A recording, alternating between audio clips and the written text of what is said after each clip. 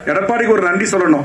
ஒரு திட்டத்தை தொடங்கினார், ஒரு பகுதியை காவேரி ஆற்றை கொண்டு நடைமுறைப்படுத்தினார். எடப்பாடியார் அவர்களே, உங்களை வேண்டுகிறேன், நீங்கள் எதிர்கட்சியாக இருக்கிறீங்க, நாளைக்கு ஆளுங்கட்சியா வந்தாலும் நீங்கள் முழுவதுமாக காவேரி நீர் கூட்டு குடிநீர் திட்டத்தை நீங்கள் சேலம், தருமபுரி, கிருஷ்ணகிரி போன்ற இந்த மண்ணின் மாவட்டத்து மக்களுக்கு குடிநீர் ஆதாரத்தை நீங்கள் தேடி தாருங்கள். நிச்சயம் நீங்கள் விவசாய குடியில் பிறந்தவங்களை இந்த விவசாய குடிமக்கள் பாராட்டுவார்கள்.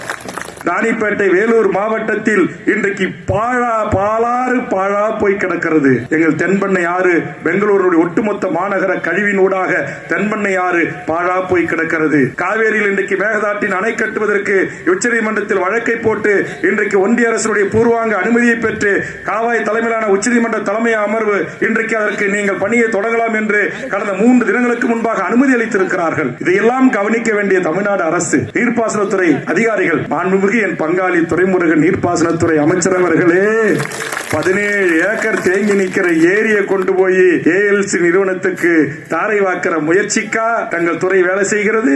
இந்த கேள்வியை நான் இங்கு எடுக்கிறேன். இதற்கா மாவட்ட வருவாய்த்துறை அதிகாரிகள் துணை போக வேண்டும்? இதற்கா இந்த மாவட்டத்து மக்களுடைய பேர் ஆதரவோடு வெற்றி பெற்று அமைச்சராக இருக்கின்ற அமைச்சர் பெருமக்கள் நீங்கள் ஆதரவளிக்க வேண்டும். பணக்காரன் கொடுக்கிற பணத்தை திங்க முடியாது. கட்டுக்கட்டா 500 ரூபாய் கட்டா கொடுத்தா, 100 ரூபாய் தாளா கொடுத்தா, 50 ரூபாய் தாளா கொடுத்தா, காயினா கொடுத்தா அதை திங்க முடியாது.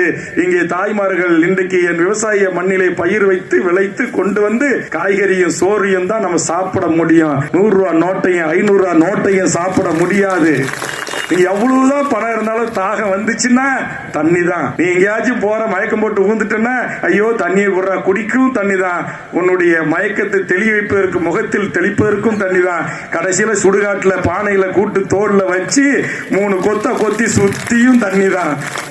சரி, நாங்க புதைக்கிறோம், தண்ணி எங்களுக்கு தேவையில்லைன்னா கடைசியில நம்ம ஊர்ல சொல்லுவாங்களா, அதுக்கு பேரு என்ன, மாட்டு சாணத்தை தட்டி வர அடுக்கிக்கு வச்சிட்டு சுத்தி கொஞ்சம் மண்ணியும் போட்டு முழுவதுக்கும் தண்ணி தான் தேவைப்படுது. எல்லா இடத்திலும் தண்ணி தேவைப்படுது.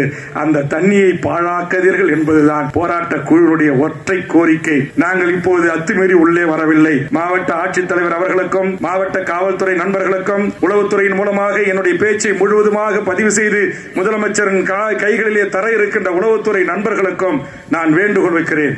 எடப்பாடிக்கு ஒரு நன்றி சொல்லணும்.